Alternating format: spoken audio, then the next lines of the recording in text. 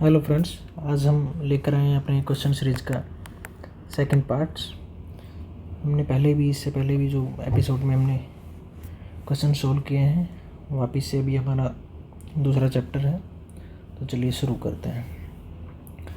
First question is the nurse is caring for a client scheduled for removal of the pituitary gland. The nurse should B particularly alert for. इसमें कहना चाह रहा है कि एक patient है जिसका पिट्यूटरी ग्लैंड का रिमूवल होना है, तो इससे रिलेटेड क्या कॉम्प्लिकेशंस हो सकता है वो आपको इसमें से चूज करना है। ऑप्शन है nasal congestion, abdominal tenderness, muscle tetany और ओलिगोरिया। तो सबसे पहले तो हमें ये पता होना चाहिए पिट्यूटरी ग्लैंड जो है वो एक मास्टर ग्लैंड भी हम उसको बोलते हैं। मास्टर ग्लैंड होती है, वेट इसका 500 mg होता है। मास्टर ग्लैंड होती है, वेट 500 mg होता है। इसी को हम हाइपोफाइसिस भी बोलते हैं। पिट्यूटरी ग्लैंड को हाइपोफाइसिस भी बोलते हैं। इसके दो पार्ट होते हैं, एंटीरियर पिट्यूटरी और पोस्टीरियर पिट्यूटरी। एंटीरियर पिट्यूटरी को एडिनो हाइपोफाइसिस बोलते हैं और पोस्टीरियर पिट्यूटरी को न्यूरो हाइपोफाइसिस बोलते हैं। एंटीरियर पिट्यूटरी को एडिनो हाइपोफाइसिस और पोस्टीरियर पिट्यूटरी को न्यूरो हाइपोफाइसिस बोलते हैं। पिट्यूटरी ग्लैंड जो होती है उसी को हाइपोफाइसिस बोलते हैं। पिट्यूटरी ग्लैंड स्फेनोइड बोन जो है, स्फेनोइड एक क्रेनियल बोन है। क्रेनियल बोन के हाइपोफाइशियल फोसा, यानी कि ये क्रेनियल बोन के हाइपोफाइशियल फोसा में प्रेजेंट होती है। स्फेनोइड बोन जो है वो एक क्रेनियल बोन है, इसमें एक हाइपोफाइशियल फोसा या इसी को बोलते हैं सेला टर्सिका, इसमें प्रेजेंट होती है सेला टर्सिका में या हाइपोफाइशियल फोसा में। तो ये बोल रहा है क्वेश्चन हमारा कि removal of the pituitary gland, एक पेशेंट है जिसका पिट्यूटरी ग्लैंड का रिमूवल होना है, तो ऐसे पेशेंट में क्या कॉम्प्लिकेशन इससे रिलेटेड हो सकता है पिट्यूटरी ग्लैंड से रिमूवल के लिए। तो पिट्यूटरी ग्लैंड के रिमूवल को हम हाइपोफाइसेक्टमी बोलते हैं। हाइपोफाइसेक्टमी ये दो अप्रोच से हो सकता है। एक तो क्रेनियोटोमी के थ्रू पिट्यूटरी ग्लैंड को रिमूव कर सकते हैं और एक trans sphenoidal approach. Pituitary gland को रिमूवल को हम हाइपोफाइसेक्टमी बोलते हैं। पिट्यूटरी ग्लैंड का रिमूवल दो तरीके से हो सकता है, एक तो क्रेनियोटोमी के थ्रू और एक होता है दूसरा अप्रोच हमारा है ट्रांस स्फेनोइडल अप्रोच। क्रेनियोटोमी में क्रेनियम यानी कि स्कल बोन में एक होल क्रिएट किया जाता है और उस होल के थ्रू इसके पार्टिकल्स करके पिट्यूटरी ग्लैंड के पार्टिकल्स करके उसको बाहर निकाला जाता है। और ट्रांस स्फेनोइडल अप्रोच में हम जो हमारी नेजल कैविटी है उसके थ्रू अप्रोच करते हैं, एक एंडोस्कोप के थ्रू नेजल कैविटी में अप्रोच करते हैं एंडोस्कोप की हेल्प से, और तब उसको पिट्यूटरी ग्लैंड को छोटे छोटे पार्टिकल्स में डिवाइड करके बाहर निकाला जाता है। इस अप्रोच को हम बोलते हैं ट्रांस स्फेनोइडल अप्रोच। तो जो ट्रांस स्फेनोइडल अप्रोच से pituitary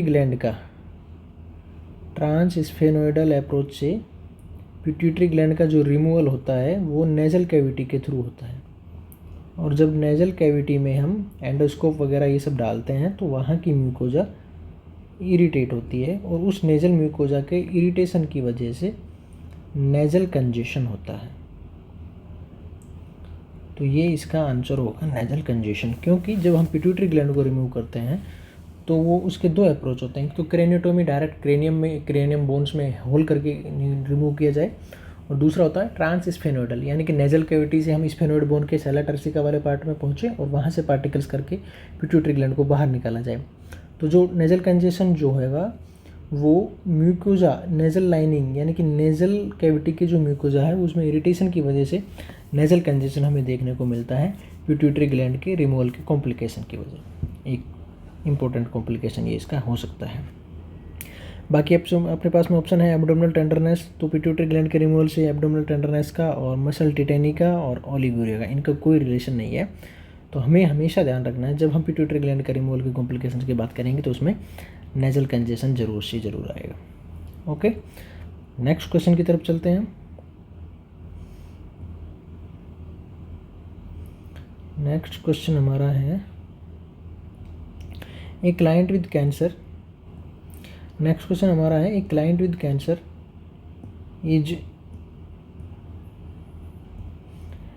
cancer is admitted to the oncology unit. Stat lab value reveals haemoglobin 12.6, WBC 6500, potassium 1.9, uric acid 7.0, potassium 136 and platelets 178,000। The nurse evaluate that the client is experiencing which of the following. सबसे पहले तो हमें इन सभी lab values की normal value पता होना चाहिए। तो सबसे पहले लिखा हुआ है हीमोग्लोबिन, हमारे पास में हीमोग्लोबिन 12 से 15 ग्राम होता है, आपको पता होना चाहिए। WBC का जो वैल्यू है वो 4,000 to 11,000 पर क्यूबिक mm होता है। पोटेशियम का लेवल जो है वो 3.5 से 5 मिली इक्विवेलेंट पर लीटर होता है। यूरिक एसिड जो है, यूरिक एसिड का लेवल भी 3.5 से 7 mg पर DL होता है। Next is sodium. सोडियम का नॉर्मल लेवल 135 से 145 मिली इक्विवेलेंट पर लीटर होता है। तो ये सभी नॉर्मल वैल्यूज़ आपको पहले पता होना चाहिए, तभी आप आइडेंटिफाई कर पाएंगे क्वेश्चंस में कि इनमें से कौन सी माइक्रोन्यूट्रिएंट या किस केमिकल की एक्सेस और डेफिशिएंसी हो रखी है। तो लैब वैल्यू में यहाँ पे आपको देखने को मिलेगा पोटेशियम जो है वो नॉर्मल लेवल से कम है। यूरिक एसिड का लेवल 3.5 से 7 होता है, वो नॉर्मल है। सोडियम 135 से 145 होता है, तो यहाँ पे 136 है, ये भी नॉर्मल है। WBC भी 4,000 से 11,000 के बीच में होती है, ये भी नॉर्मल है। हीमोग्लोबिन भी 12 से 15 के बीच में होता है, तो ये भी नॉर्मल है। और प्लेटलेट्स का वैल्यू भी 1.5 लाख से 3 लाख के आसपास होता है, तो ये वाली वैल्यू भी नॉर्मल है।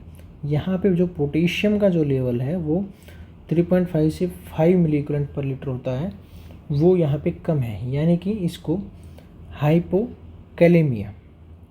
जब बॉडी में पोटेशियम का लेवल कम होता है तो उसको हम हाइपोकैलेमिया बोलते हैं। तो ये जो क्वेश्चंस में जो वैल्यू दी हुई है वो हाइपोकैलेमिया को डिनोट कर रही है। हाइपरनाइट्रियमिया का मतलब हो गया सोडियम का लेवल 145 मिली इक्विवेलेंट पर लीटर से ज़्यादा होना।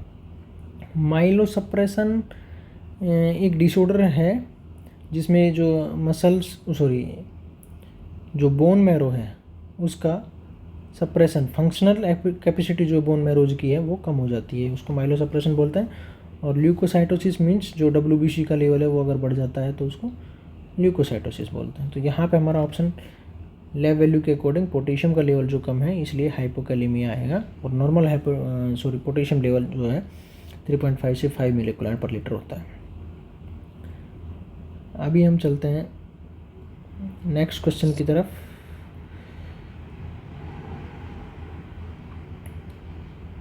तीसरा क्वेश्चन हमारा जो है वो है ए 24-year-old female client is scheduled for surgery in the morning, which of the following is the primary responsibility of the nurse. एक पेशेंट है जिसका मॉर्निंग में सर्जरी होना है, 24 ईयर फीमेल क्लाइंट है, तो नर्स का प्राइमरी रेस्पॉन्सिबिलिटी इसमें क्या है? Taking the vital science, obtaining the permit, explaining the procedure, checking the lab work. Lab work means जो लैब वैल्यू जो है यानी कि जो उसके ब्लड इन्वेस्टिगेशन का जो रिपोर्ट है वो। एक्सप्लेनिंग द प्रोसीजर, पेशेंट को प्रोसीजर एक्सप्लेन करना है। ऑब्टेनिंग द परमिट यानी कि इन्फॉर्म्ड एंड रिटन कंसेंट जो हम सर्जरी के लिए लेते हैं वो। टेकिंग द वाइटल साइंस, तो ऑब्टेनिंग द परमिट यानी कि इन्फॉर्म कंसेंट लेना ये डॉक्टर का काम है, नर्स का यहाँ पे रेस्पॉन्सिबिलिटी पूछा गया है हमसे। एक्सप्लेनिंग द प्रोसीजर ये भी सर्जन जो है वो पेशेंट को एक्सप्लेन करता है।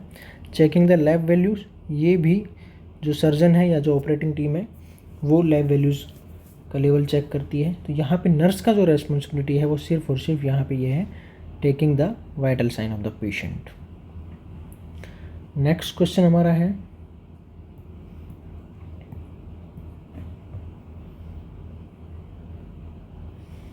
Nurse is working in the emergency room when a client arrive with severe burn of the left arm, hand, face and neck. Which action should receive priority? एक nurse है जो emergency room में काम कर रही है, वहाँ पे एक पेशेंट आता है बर्न का, जिसका लेफ्ट आर्म, हैंड, फेस और नेक का बर्न हो चुका है. तो यहाँ पे नर्स का फर्स्ट क्या प्रायोरिटी होगा, उसके बारे में आपका रेस्पॉन्स पूछा गया है. Starting an IV, applying oxygen, obtaining blood gases, medicating the client for pain. अगर पेशेंट को पेन हो रहा है तो उसको पेन का मेडिसिन देना है. ऑब्टेनिंग ब्लड गैसेज यानी कि जो ABG और VBG की जो टेस्ट होते हैं, arterial blood gas, venous blood gas का एनालिसिस करना है. अप्लाइंग ऑक्सीजन, पेशेंट को ऑक्सीजन इनहेलेशन पे रखना है. या स्टार्टिंग एन IV, पेशेंट को कोई फ्लूइड स्टार्ट करना है. यहाँ पे जो हमें प्रायोरिटी है, जो ऐसे केसेज होते हैं जिनका फेस और नेक, स्पेशली जिनको फेस और नेक का बर्न होता है, ऐसे क्लाइंट में लैरिंजियल एडिमा देखने को मिलता है. लैरिंजियल एडिमा देखने को मिलता है जिससे कि उनको रेस्पिरेटरी प्रॉब्लम होती है. लैरिंग्स के एडिमा की वजह से रेस्पिरेटरी प्रॉब्लम होती है. इसलिए ऐसे केसेस में जिनको फेस और नेक का बर्न हो चुका है, उन केसेस में हमारी प्राइमरी रेस्पॉन्सिबिलिटी या प्रायोरिटी जो है वो ऑक्सीजन इनहेलेशन कराने की होती है. तो इसमें ऑप्शन जो है वो applying oxygen is the correct answer. आया समझ में? अभी हम नेक्स्ट क्वेश्चन की तरफ चलते हैं.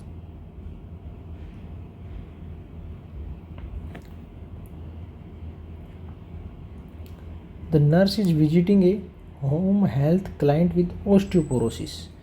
The client has a new prescription for alendronate Fosamax. Which instruction should be given to the client.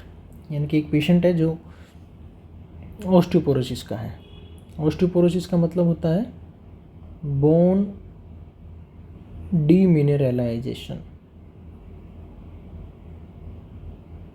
यानी कि बोन में जो कैल्शियम, फॉस्फेट, ये जो सब माइक्रोन्यूट्रिएंट्स होते हैं, उनका डीमिनरलाइजेशन, यानी कि बोन वीक होने लग जाती है. ऐसे पेशेंट, उसको ओस्टियोपोरोसिस बोलते हैं हम. और वो ओस्टियोपोरोसिस वाला जो पेशेंट है उसको एलेंड्रोनेट, ये एक टैबलेट है, एलेंड्रोनेट मेडिसिन चल रहा है. यानी कि उस पेशेंट को, ओस्टियोपोरोसिस वाले को एलेंड्रोनेट का मेडिसिन है. तो which instruction should be given to the client. तो नर्स इंस्ट्रक्शन, कौन सा इंस्ट्रक्शन देगी पेशेंट्स को? Rest the in bed after taking the medication for at least 30 minute. कि या तो पेशेंट को रेस्ट करना है मेडिसिन लेने के 30 मिनट्स तक. दूसरा option, avoid rapid movement after taking the medicine. Medicine लेने के बाद में, यानी कि एलेंड्रोनेट लेने के बाद में रैपिड मूवमेंट्स को अवॉइड करना है. तीसरा, take the medication with water only. Allow at least 1 hour between taking the medicine and taking other medicine. या 2 मेडिसिन लेने के बीच में एटलीस्ट 1 आवर का गैप होना चाहिए. तो एलेंड्रोनेट जो मेडिसिन है वो हमेशा 1 आवर, ओनली वाटर जो है उसके साथ में ली जाएगी. और complete 1 glass of water. Take the medication with water only.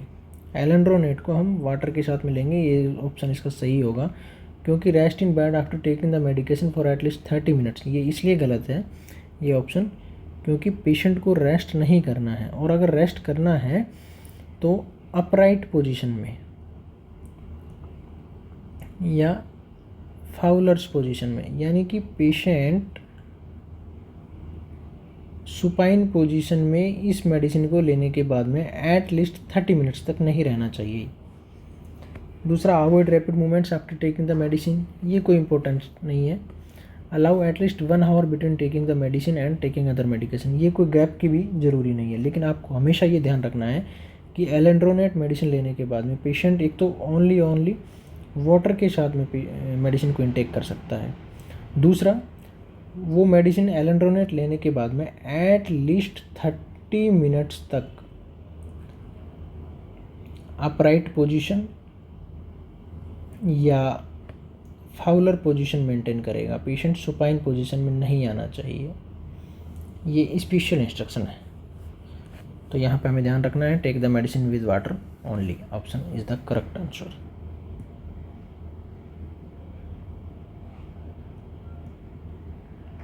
Next question हमारा है, the nurse is making initial round on a client with C5 fracture and Crutchfield tongs, which equipment should be kept at bed side. Nurse round कर रही है और एक patient है जिसको C5 cervical vertebra number 5 का fracture हो चुका है एंड क्रच फिल्ड टोंग, और उसको क्रच फिल्ड टोंग लगा हुआ है। Which equipment should be kept at the bed side, तो इनमें से कौन सा इंस्ट्रूमेंट पेशेंट के बेड साइड में होना ज़रूरी है। A pair of forceps, a torque wrench, a pair of wire cutter और एक स्क्रू ड्राइवर। सबसे पहले तो हमें पता होना चाहिए क्रच फिल्ड टोंग्स क्या होते हैं। क्रच फिल्ड टोंग्स एक स्केलेटल ट्रैक्शन होते हैं। स्केलेटल ट्रैक्शन मीन्स होता है जो वेट अप्लाई करके बोन के अलाइनमेंट को मेंटेन करते हैं। ये दो तरीके के होते हैं, स्किन ट्रैक्शन और एक होता है स्केलेटल ट्रैक्शन। तो क्रच फिल्ड टोंग्स जो है वो स्केलेटल ट्रैक्शन होते हैं। क्रच फिल्ड टोंग्स पैराइटल्स बोन में अप्लाई किए जाते हैं। मान लीजिए ये स्कल है और ये पेशेंट ऐसे लाई किया हुआ है, तो क्रच फिल्ड टोंग्स जो है वो पैराइटल बोन्स में इंसर्ट करा करके इस तरह के होते हैं। ये अभी फिर नीचे की साइड में बेड साइड पैराइटल्स बोन्स में क्रच फिल्ड को इंसर्ट कराया जाता है। यहाँ पे एक पुली होती है, पुली के से नीचे रोड लगा होता है और यहाँ पे हम वेट हैंग करते हैं। तो ये जो क्रच फिल्ड टोंग्स जो स्केलेटल ट्रैक्शन जो है वो स्कल और वर्टिब्रा जो है उसके अलाइनमेंट को मेंटेन करता है खींच करके, यानी कि इधर नीचे की तरफ वेट लगेगा, ये पुली की हेल्प से इधर वाली साइड में खींचेगा और वेट नीचे वाली साइड में खींचेगा। तो स्केलेटल ट्रैक्शन की वजह से अलाइनमेंट बॉडी का मेंटेन हो पाएगा वर्टिब्रेज का। तो यहाँ पे जो क्रच फिल्ड टोंग्स जो है उसमें जो बोल्ट और नट्स जो होते हैं जिनसे कि वेट अप्लाई किया जाता है बांध करके या टाइट किया जाता है, वो एक स्पेशल तरीके का इंस्ट्रूमेंट होता है जिसको हम बोलते हैं टॉर्क रेंच। टॉर्क रेंच एक इस तरह का इंस्ट्रूमेंट होता है जिसमें ये एक राउंड कलर का आगे सॉकेट होता है। ये सॉकेट क्रच फिल्ड टोंग्स जो है उसमें नट और बोल्ट को टाइट करने और लूज़ करने के काम में आता है। तो जिस भी पेशेंट को क्रच फिल्ड टोंग्स लगा हुआ है उसके साइड में टॉर्क रेंच का होना ज़रूरी है, ताकि ये क्रच फिल्ड टोंग्स में जो नट और बोल्ट्स जो लगे हुए हैं उसको लूज और टाइट करने के में हेल्पफुल होता है। तो पेयर ऑफ फोर्सेप्स का वहाँ पे कोई यूज़ नहीं है, वायर कटर का भी कोई यूज़ नहीं है, स्क्रू ड्राइवर का भी क्रच फिल्ड टोंग्स के लिए कोई यूज़ नहीं है। तो यहाँ पे हमारा ऑप्शन सही होगा torque wrench Crutchfield tongs के लिए।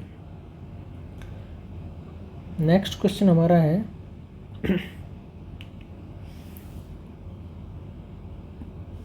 ए infant weight 7 pound at birth, the expected weight by 1 year should be. एक इन्फेंट है उसका वज़न 7 पाउंड है, तो उसका वज़न 1 साल में 1 साल कंप्लीट होने पर कितना होगा, ये हमसे पूछा गया है। तो आपको पता होना चाहिए सबसे पहले तो कि 1 पाउंड में 1 पाउंड मतलब हो गया, पाउंड को LBS में लिखते हैं, तो 1 पाउंड में कितना वज़न होता है।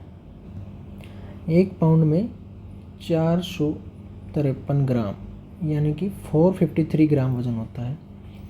और उस इन्फेंट का वज़न बर्थ के टाइम पे 7 पाउंड है, यानी कि 7 × 453 ग्राम्स। तो 1 ईयर में कितना हो जाएगा। 1 ईयर में बच्चे का वज़न 3 गुना हो जाता है। इन्फेंट का वेट 1 ईयर में उसके बर्थ वेट से 3 टाइम्स हो जाता है। तो 7 पाउंड्स का 3 टाइम हो गया 21 पाउंड्स। तो जब बच्चा 1 ईयर का होगा तो उसका वज़न 21 पाउंड्स हो जाएगा। नेक्स्ट क्वेश्चन हमारा है a client is admitted with Ewing's sarcoma, which symptom would be expected due to this tumor's location. एक पेशेंट है जिसको इविंग सार्कोमा हो रखा है, तो उसमें कौन से सिम्टम आएंगे, ये हमसे पूछा गया है। इविंग सार्कोमा जो है वो बोन ट्यूमर होता है। तो ऐसे केसेस में कौन से सिम्टम आएंगे? बोन ट्यूमर्स अगर पेशेंट को है तो बोन का वीकनेस होगा और बोन पेन भी पेशेंट में देखने को मिलेगा। तो बोन पेन हमारे पास ऑप्शन में है, ये इसका सही आंसर होगा, क्योंकि हेमीप्लेजिया का इविंग सार्कोमा से कोई कनेक्शन नहीं है। एफेसिया और नोजिया इनका भी कोई डायरेक्ट लिंक नहीं है इविंग सार्कोमा के फीचर्स से। बोन पेन इविंग सार्कोमा वाले पेशेंट्स में देखने को मिलता है, इसलिए ये हमारा करेक्ट आंसर होगा। नेक्स्ट क्वेश्चन हमारा है, the nurse is caring for a client with epilepsy. एक पेशेंट है जिसका एपिलेप्सी का पेशेंट है, नर्स उसका केयर कर रही है। Who is being treated with carbamazepine, उसको कार्बामेजापाइन टैबलेट चल रहा है या मेडिसिन चल रहा है। Which laboratory value might indicate a serious side effect of this drug. तो कार्बामेजापाइन का कौन सा साइड इफेक्ट है जिससे कि लैब वैल्यू अल्टर हो जाएगी, ये आपको पता करना है यहाँ पे। अभी आपको सबसे पहले लैब वैल्यू का नॉर्मल लेवल पता होना जरूरी है। यूरिक एसिड लेवल हमने अभी थोड़ी देर पहले बताया था, 3.5 से 7 mg/dl होता है normal uric level. Haematocrit level जो है वो 33 से 45% होता है। WBC का लेवल जो है वो 4000 से 11,000 पर क्यूबिक mm होता है। प्लेटलेट्स 1.5 लाख से 3.5 लाख पर क्यूबिक mm होता है। तो यहाँ पे आप देखिए WBC का लेवल नॉर्मल लेवल से कम है, 2000 पर क्यूबिक mm है, जो कि नॉर्मल होता है 4000 से 11,000। तो जो कार्बामेजापाइन जो मेडिसिन है वो बोन मैरो डिप्रेशन का काम करती है।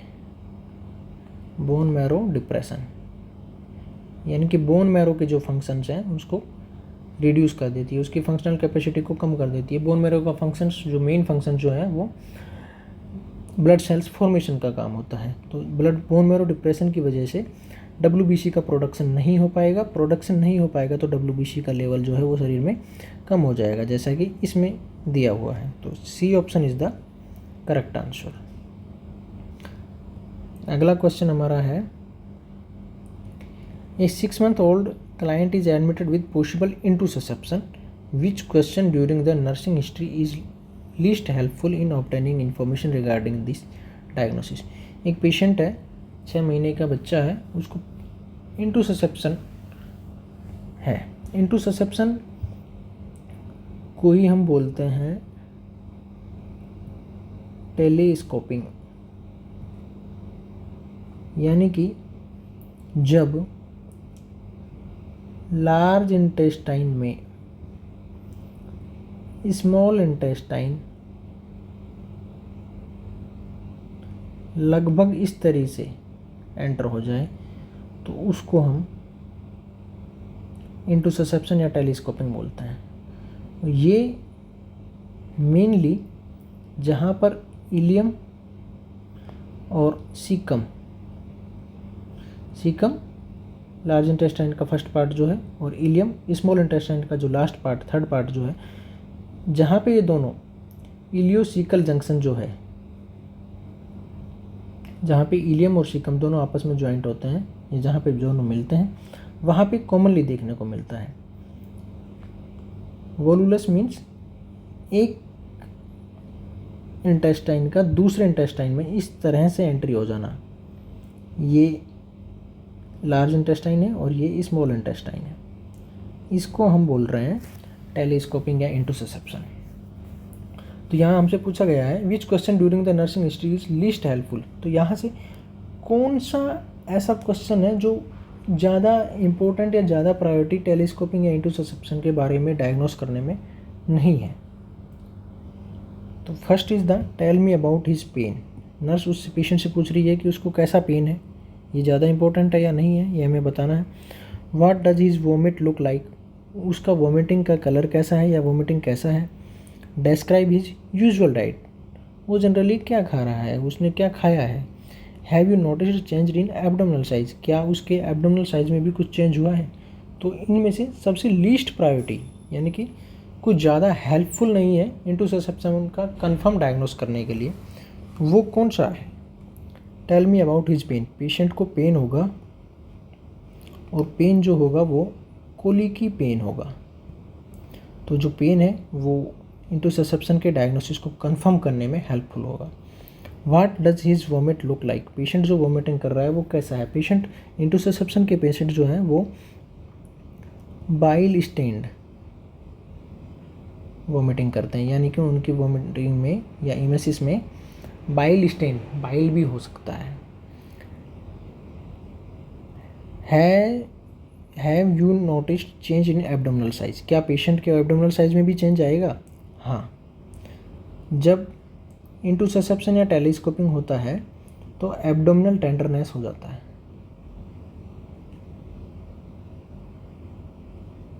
और एक होता है डांस साइन।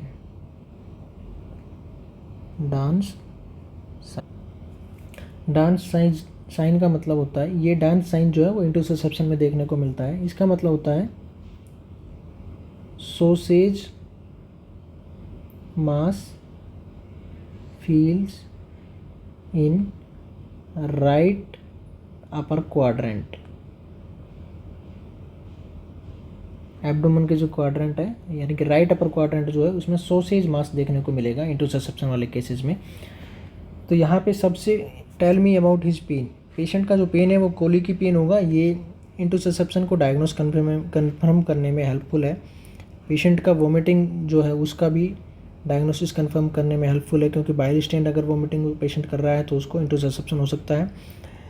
और एब्डोमिनल साइज यानी कि एब्डोमिनल में भी आपको डांस साइन देखने को मिल रहा है, यानी कि sausage mass feel in right upper quadrant.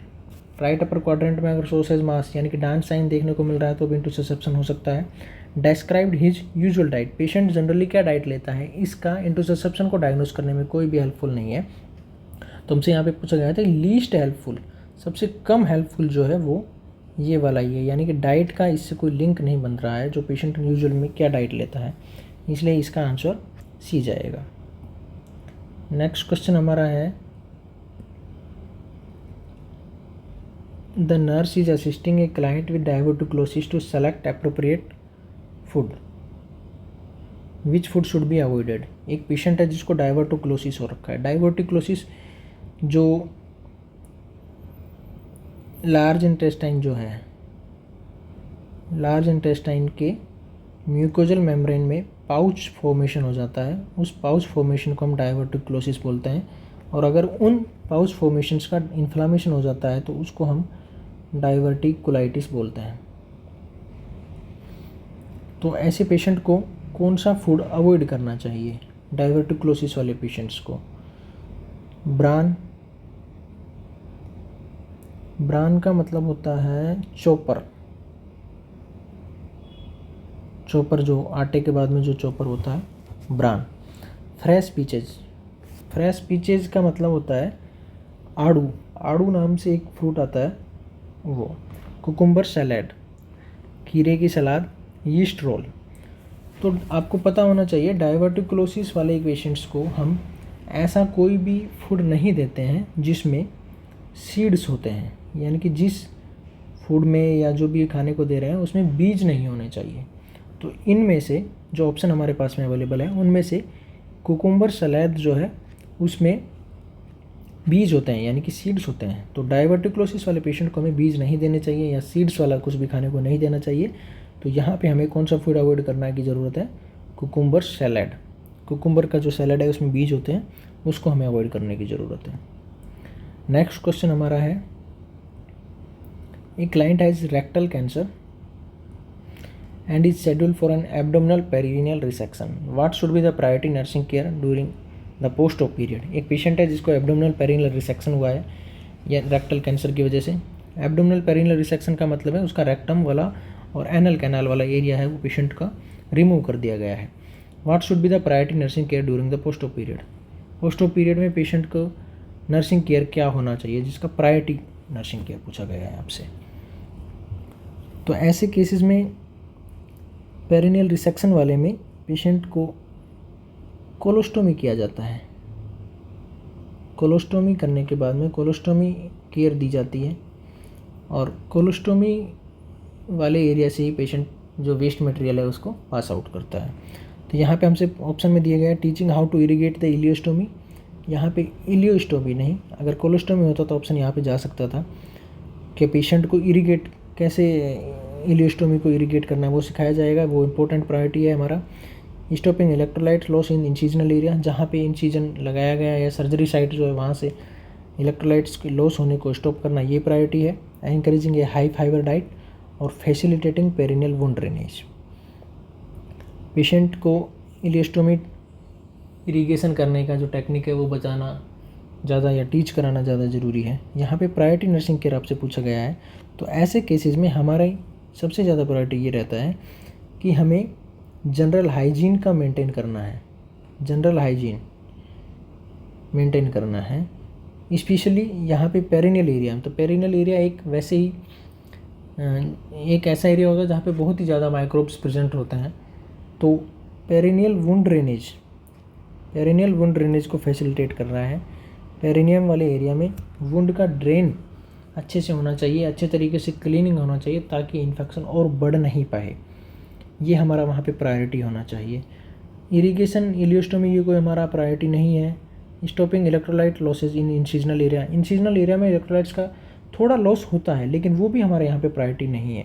Encouraging a high fibre diet, हमें फाइबर डाइट के लिए भी अभी ज़्यादा ऑप्शन पोस्ट ऑप में नहीं जाना है, लेकिन जो प्रायोरिटी नर्सिंग केयर यहाँ पे है, हमें वो फर्दर इन्फेक्शन पेशेंट को कुछ नहीं हो उस पर ज़्यादा ध्यान देना है। इसीलिए facilitating perineal wound drainage, perineal area में जो सर्जरी साइट में जो वुंड ड्रेनेज जो है उसको मेंटेन करना है आपको, कि वहाँ पे कुछ कलेक्शन नहीं हो, सर्जरी साइट और सर्जरी मार्किंग एरिया जो है वो नीट एंड क्लीन हो। इसीलिए इसका ऑप्शन डी होगा। नेक्स्ट क्वेश्चन है, the nurse is performing discharge teaching on a client with diverticulitis who has been placed on a low roughage diet, which food would have to be eliminated from the client's diet। diverticulosis वाला patient है, उस patient को nurse discharge teaching दे रही है, यानी कि patient discharge होकर जा रहा है, तो नर्स पेशेंट को क्या बताएगी कि आपको कौन से वाला फूड जो है अपनी डाइट से एलिमिनेट करना है, यानी कि कौन से वाले फूड को डाइट में नहीं लेना है। Roasted chicken, noodles, cooked broccoli और कस्टर्ड। हमने बताया था कि ऐसे डाइवर्टिकुलाइसिस वाले पेशेंट को हम सीड्स, ऐसा कुछ भी फूड जिसमें बीज होते हैं वो नहीं देते हैं, और कोई ऐसा फूड जो गैस फॉर्मिंग हो और abdominal discomfort,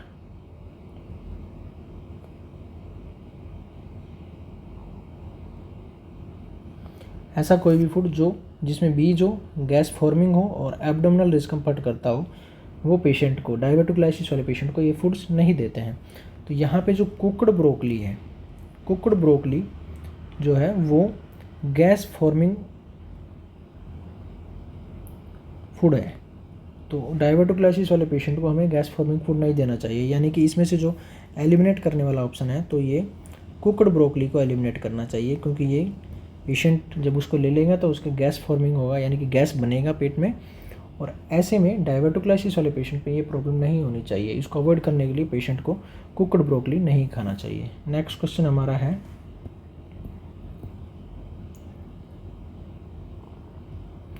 the nurse is caring for a new mother, the mother ask why her baby has lost weight since he was born. एक मदर है, न्यू बोर्न बेबी की मदर है, वो nurse से पूछ रही है कि उसके बच्चे का वेट कम क्यों हो रहा है जब से वो जन्म लिया है तब से। The best explanation of the weight lost is, तो नर्स को बताना है कि उसका वेट लॉस क्यों हो रहा है। The baby is dehydrated due to polyuria, polyuria की वजह से डिहाइड्रेट हो रहा है इसलिए वेट कम हो रहा है। The baby is hypoglycaemic due to lack of glucose, या बेबी में ग्लूकोज की कमी है इसलिए हाइपोग्लाइसीमिया हो रहा है और इसी वजह से वेट लॉस हो रहा है। या the baby is allergic to the formula the mother is giving him, या फार्मूला फीड पेशेंट को या बच्चे को हम जब दे रहे हैं तो उससे एलर्जिक है इसलिए उसका वेट कम हो रहा है।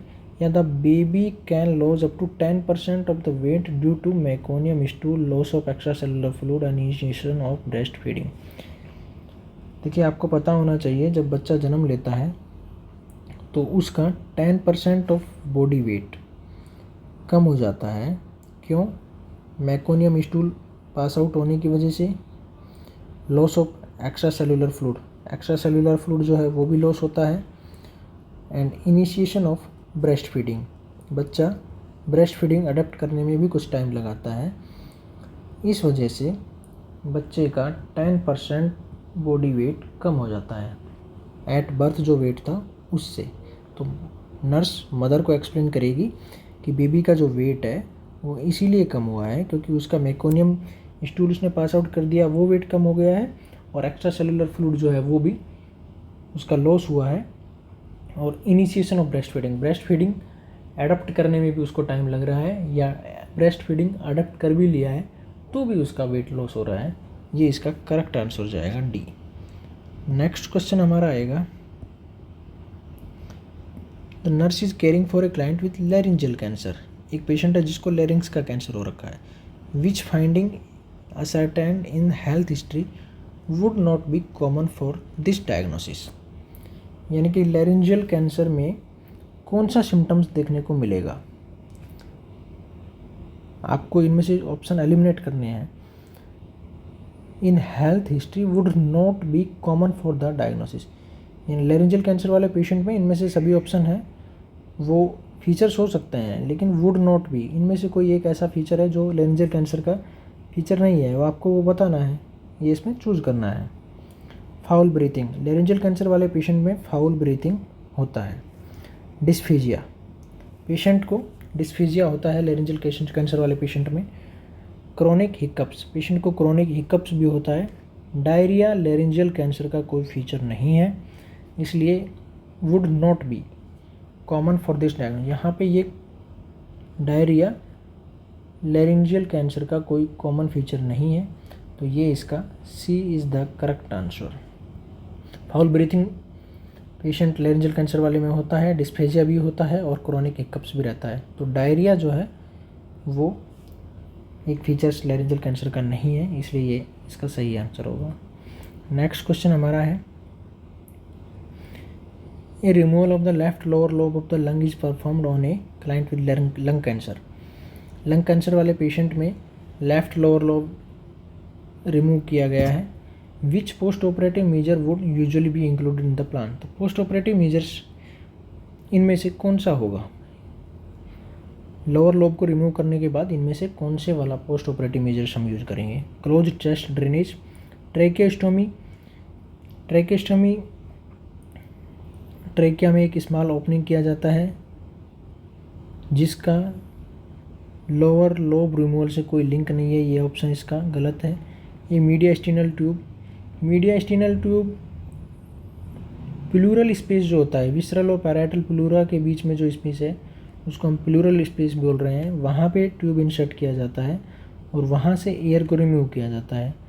या मीडियास्टिनल ट्यूब का यूज हम सर्जरी, कार्डियक सर्जरी जब होती है तो कार्डियक सर्जरी के पेरिकार्डियम लेयर्स में अगर फ्लूइड है तो उसको बाहर निकालने के लिए मीडियास्टिनल ट्यूब का यूज़ किया जाता है। यहाँ पे बात हो रही है left lower lobe of the lungs की।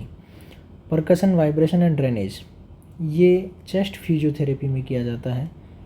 तो आपको पता होना चाहिए कि पोस्ट ऑपरेटिव मेजर्स, अगर किसी पेशेंट का लोअर लोब लंग्स का रिमूव किया है तो उसमें पोस्ट ऑपरेटिव मेजर क्या होगा, क्लोज्ड चेस्ट ड्रेनेज, ये इसका आंसर जाएगा। क्योंकि ऐसे पेशेंट्स में क्लोज चेस्ट ड्रेनेज लगाया जाता है और जो भी कुछ सीरस फ्लूइड या कुछ भी जो लीकेज है वो चेस्ट ट्यूब के थ्रू बाहर निकल जाए, ये इसका सही आंसर होगा। नेक्स्ट क्वेश्चन हमारा है, 6 hours after birth the infant is found to have an area of swelling over the right parietal area that does not cross the suture line. Baby का जन्म हुआ है, 6 घंटे बाद में उसके राइट पैराइटल एरिया में स्वेलिंग है,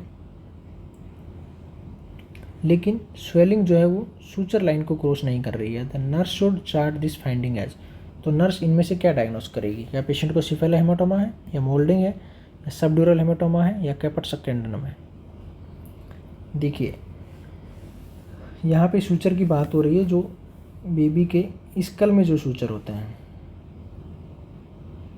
बेबी के स्कल में जो सूचर होते हैं, अगर इस सूचर लाइन को यहाँ पे बताया गया है swelling over the right parietal area, right parietal area है, यहाँ पे स्वेलिंग हो रखी है, but does not cross the suture line, वो स्वेलिंग इस सूचर लाइन को क्रॉस करके इधर वाली साइड में नहीं आ रही है, लेफ्ट साइड में, तो ये कौन सा डायग्नोसिस है? मोल्डिंग जो यहाँ पे ऑप्शन दिया गया है, मोल्डिंग का मतलब होता है ओवरलैपिंग ऑफ बोन्स, बोन्स का ओवरलैपिंग होना मोल्डिंग कहलाता है। सबड्यूरल हेमेटोमा, सबड्यूरल हेमेटोमा जो है यहाँ पे स्वेलिंग बाहर से दिख रही है, यहाँ पे बताया गया the infant is found to have an area of swelling over the right parietal area, right parietal area में स्वेलिंग है यानी कि दिख रही है। तो सबड्यूरल हेमेटोमा जो है उसमें स्वेलिंग आपको दिखाई नहीं देगी ईजीली, वो सीटी स्कैन या एमआरआई जैसे इन्वेस्टिगेटिव प्रोसीजर से पता लगती है। तो ये ऑप्शन भी इसका एक्सक्लूड हो जाएगा, मोल्डिंग भी एक्सक्लूड हो जाएगा, क्योंकि यहाँ पे कोई भी ओवरलैपिंग के बारे में बात नहीं की गई है। यहाँ पे बात की गई है सिर्फ और सिर्फ स्वेलिंग की जो राइट पैराइटल एरिया में हो रखी है, बट वो सूचर लाइन को क्रॉस भी नहीं कर रही है। तो अभी हमारे पास दो ऑप्शन बचे हैं, सिफेलोहेमेटोमा और कैपेटोसक्सेडिनम। अभी सिफेलोहेमेटोमा जो होता है इसमें ब्लड का कलेक्शन होता है, कैपेटोसक्सेडिनम में फ्लूइड का कलेक्शन होता है। यहाँ पे बात हो रही है सिर्फ और सिर्फ स्वेलिंग के बारे में कि स्वेलिंग है राइट पैराइटल एरिया में और वो सूचर लाइन को क्रॉस नहीं कर रही है। तो कैपेटोसक्सेडिनम जो है उसमें फ्लूइड कलेक्शन होता है और ये स्वेलिंग सूचर लाइन को क्रॉस करती है। या हम इनमें दोनों में डिफरेंस की बात कर लेते हैं। चलो, तो कैपेटोसक्सेडिनम और सिफेलोहेमेटोमा, सिफेलोहेमेटोमा में ब्लड का कलेक्शन होता है, कैपेटोसक्सेडिनम में फ्लूइड का कलेक्शन होता है। कैपेटोसक्सेडिनम में स्वेलिंग जो है वो सूचर लाइन को क्रॉस करती है और आपसे क्वेश्चन में पूछा गया है कि does not cross suture line, suture line cross नहीं कर रही है। सिफेलोहेमेटोमा में जो स्वेलिंग होती है वो सूचर लाइन को क्रॉस नहीं करती है। तो यहाँ पे ऑप्शन हमारा जो है वो सही आंसर जाएगा, वो सिफेलोहेमेटोमा के लिए जाएगा, क्योंकि सिफेलोहेमेटोमा में सूचर लाइन क्रॉस नहीं होती है। सिफेलोहेमेटोमा में ब्लड का कलेक्शन होता है, कैपेटोसक्सेडिनम में फ्लूइड का कलेक्शन होता है। सिफेलोहेमेटोमा में सूचर लाइन क्रॉस होगी, सूचर लाइन क्रॉस होगी, सॉरी सूचर लाइन क्रॉस नहीं होगी। सिफेलोहेमेटोमा में सूचर लाइन नॉट क्रॉस्ड। तो यहाँ पे पूछा गया है does not cross the suture line, तो ऐसी स्वेलिंग जो सूचर लाइन को क्रॉस नहीं कर रही है वो कौन सी स्वेलिंग होगी? सिफेलोहेमेटोमा। नेक्स्ट क्वेश्चन हमारा है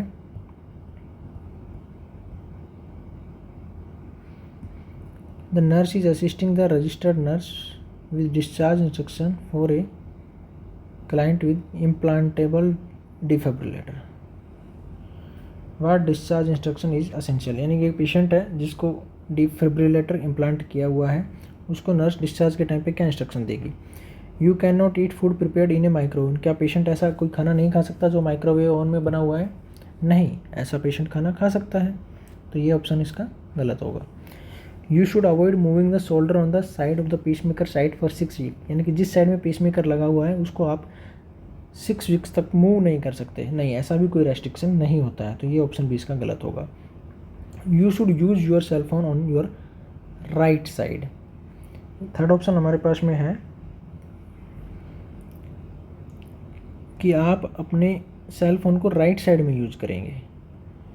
हमारा हार्ट जो है लेफ़्ट साइड में होता है और यहाँ पे बात की गई है सेल फ़ोन को राइट साइड में यूज़ करने के लिए। ये ऑप्शन सही होगा, क्योंकि सेल फ़ोन में जो इलेक्ट्रोमैग्नेटिक वेव्स जो जनरेट होती है वो पेसमेकर या डिफिब्रिलेटर के इलेक्ट्रॉनिक मैग्नेटिक वेव्स को डिस्टर्ब या अल्टर नहीं कर सके, इसलिए आपको सेल फोन को लेफ़्ट साइड में नहीं बल्कि राइट साइड में यूज़ करना है ताकि वो पेसमेकर से दूर रहे। ये ऑप्शन इसका सही होगा। फोर्थ ऑप्शन था you will not be able to fly on a commercial airline with defibrillator in place.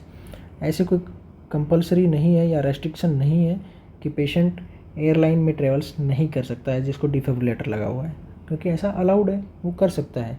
सिर्फ और सिर्फ यहाँ पे सी ऑप्शन सही होगा, क्योंकि सेल फ़ोन को राइट साइड में यूज़ करना है। हमारा अल्टीमेट पर्पज़ होना चाहिए कि जो सेल फ़ोन जो है वो इम्प्लांटेड पेसमेकर या हार्ट जिधर है उससे दूर रहे। नेक्स्ट क्वेश्चन हमारा है, a client in the cardiac step down unit require suctioning for excess mucus secretion. एक पेशेंट है जिसको कार्डियक यूनिट में एडमिट है और म्यूकस सीक्रेशन ज़्यादा हो रहा है और उसको सक्शनिंग करना है। The nurse should be most careful to monitor the client for which dysrhythmia during this procedure. तो सक्शनिंग करने के टाइम इनमें से कौन सा रिदमिया डिसरिथमिया पेशेंट को हो सकता है? Bradycardia, tachycardia, premature ventricular beats और हार्ट ब्लॉक। सक्शनिंग करने से इनमें से कौन सा हो सकता है? आपको पता होना चाहिए जब सक्शनिंग करते हैं तो पेशेंट में वेगल रेस्पॉन्स,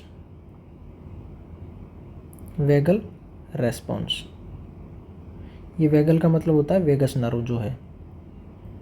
जब सक्शनिंग करते हैं तो पेशेंट में वेगल रेस्पॉन्स यानी कि वेगस नर्व स्टिमुलेट होती है और वेगल रेस्पॉन्स की वजह से पेशेंट में ब्रेडिकार्डिया यानी कि हार्ट रेट डिक्रीज हो जाती है और हाइपोटेंशन ब्लड प्रेशर भी कम होता है। ये देखने को मिलता है जब वेगल रेस्पॉन्स होता है तो।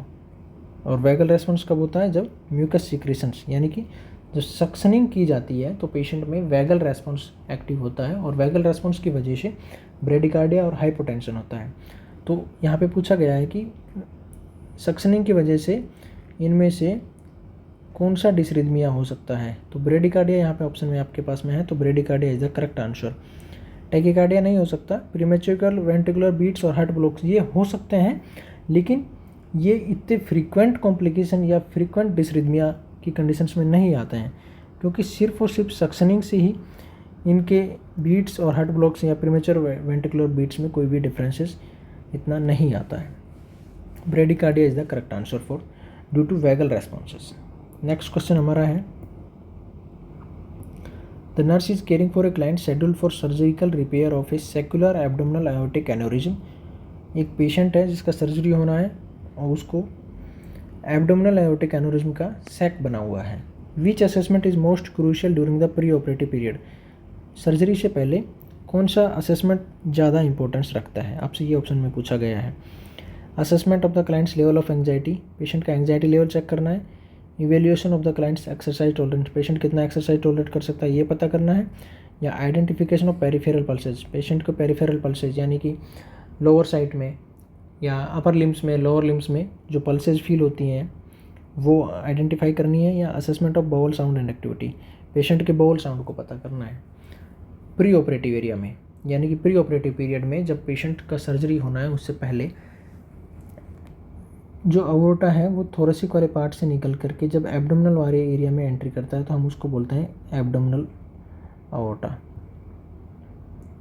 एब्डोमिनल अवोर्टा में सैक बन गया है, मान लीजिए ये एब्डोमिनल अवोर्टा है और ये सैक बन गया है, तो इसको हम बोल रहे हैं सेक्युलर एब्डोमिनल अवोर्टिक एन्यूरिज्म। इस तरह से एन्यूरिज्म का मतलब हो गया है कि आर्टरी है उसका एनलार्जमेंट हो गया है एबनॉर्मल, इस तरीके से सैक बन गया है, इसका सर्जरी होना है।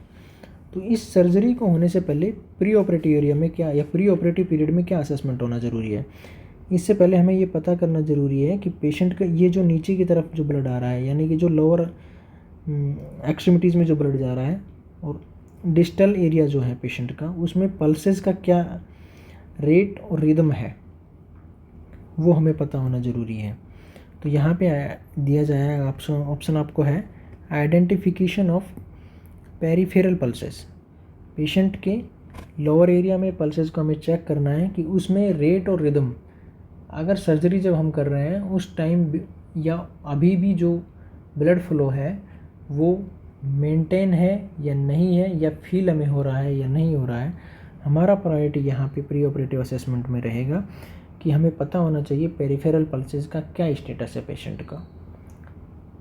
यानी कि जब ब्लड एब्डोमिनल एओर्टा से होते हुए लोअर आर्टरीज में लोअर लिम्स की तरफ आ रहा है तो हमें पल्सेस फील हो रही है या नहीं हो रही है, तो हमें सर्जरी के बाद में पता लगेगा कि जो पेशेंट का सर्जरी हो चुका है, अब पहले वाली पल्सेस के रेट रिदम और सर्जरी के बाद वाले रेट और रिदम में कुछ डिफरेंस है या नहीं है। इसका असेसमेंट करने के लिए, इसको आइडेंटिफाई करने के लिए हमें प्री ऑपरेटिव असेसमेंट में भी पेशेंट के पेरिफेरल पल्सेस का रेट और रिदम पता करना ज़रूरी है, इसलिए इसका आंसर सी जाएगा। नेक्स्ट क्वेश्चन हमारा